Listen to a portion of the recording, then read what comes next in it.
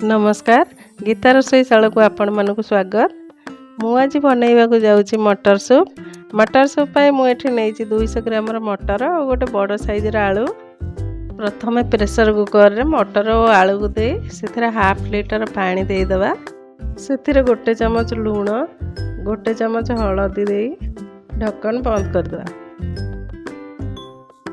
3-4 सीटी आसिला पर्यंत सिजिया पाई छाडी दबा। एबे आमे प्रस्तुत करिया खट्टा पानी पाई मु एठी नेइची तेंतुली कंचा लंका आंबकसी अदा धनिया पत्र गोटे बाउल रे किछि पानी नवा सेथिरे तेंतुली चकटी ता मंजी को सब काढी दबा।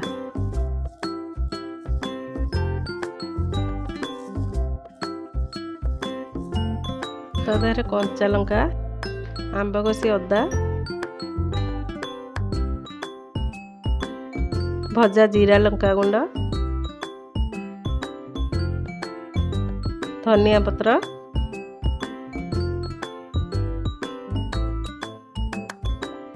गोटे चमच लूण दे ताको भल भाव गोले दबा। तापर आमे आउ गोटे बाउल रे सिझे रखिथिया मटर पानी को नेबा।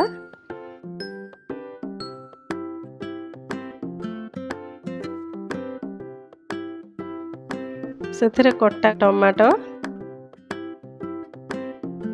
कटा काकुड़ी कटा पियाज और प्रस्तुत करथिया खट्टा पानी को दे दबा। सेथिरे कटा धनिया पत्र चाट मसला बीट लूण दे ता ऊपर किछि सेव को दे दबा। एबे हमर प्रस्तुत हो गला मटर सूप।